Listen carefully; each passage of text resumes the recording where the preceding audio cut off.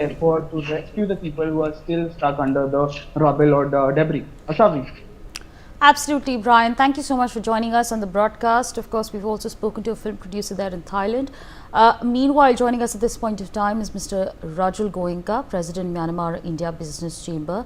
He's joining us from Yangon in Myanmar. So thank you so much for taking our time and speaking to us on NewsX. Before I start this conversation, I hope you, your family members and your loved ones are all safe. But I'd like to ask you, where were you at the time of the earthquake? What was it like? What did you feel? And what was your first response? Namaskar. Fortunately, me, my family, and my friends in Myanmar are safe. I was at that time at my home in Yangon. The earthquake came around 12 p.m. Though it lasted for about 2 minutes, but it felt like an eternity. And though we are about 350 miles away from Mandalay, the impact was very significant and very scary. So I can just imagine what people in Mandalay and the adjoining areas might have felt who are very close to the epicenter. Right, absolutely. Now, of course, almost 24 hours have passed since the earthquake jolted Myanmar. What is the current assessment of the scale of destruction, including infrastructural damage and the impact on a vulnerable population? I think the destruction and devastation is quite significant. A lot of houses in Mandalay, Zagai, and the cities around central Myanmar have been affected. A lot of them have fallen down, and some of them have become uninhabitable because of large cracks appearing in it. The airport infrastructure both in Yangon and Mandalay have been affected, so the airports have temporarily been closed. So we only have Yangon International Airport, which is currently functioning, and all the relief aid which is coming from world over is landing in Yangon. The highways which is connecting Yangon and Mandalay, which is the main artery for both business, commerce, has also been damaged quite significantly. A lot of bridges on the highway have collapsed. There have been wide cracks seen on the highway. Furthermore, a lot of damage has also happened to public places like mosques, temples, and pagodas.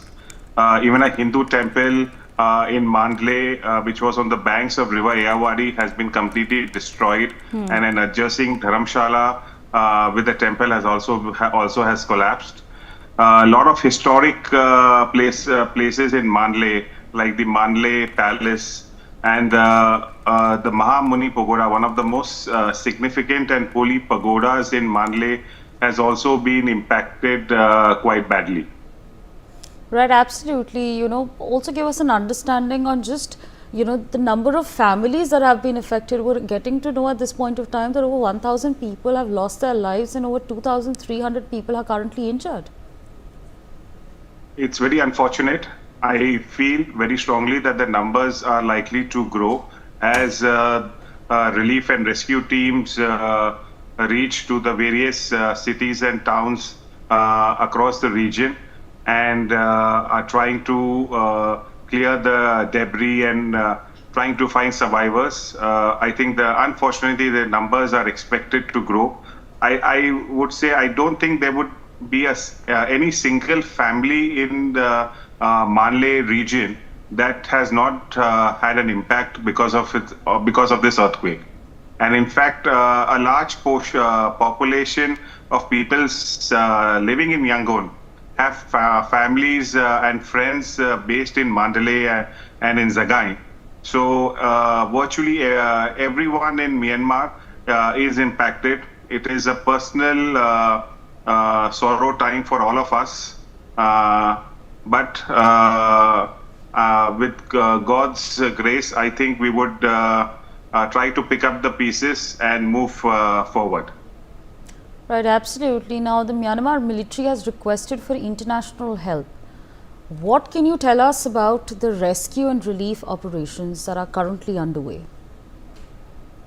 Yes, Myanmar government has asked for help, and fortunately, countries like India, China, Russia, and our neighbors like Singapore and Malaysia have responded. The first Indian relief flight carrying more than 15,000 tons of relief material has already reached, and I understand from the Indian embassy that more relief material is on its way. Relief and rescue personnel from Russia and China are also on the way. I think right now we require both. We require relief material as well, and also skilled manpower to help in the rescue operations, and also to take care of the injured personnel. Because in Manle, a lot of the hospitals have also been impacted.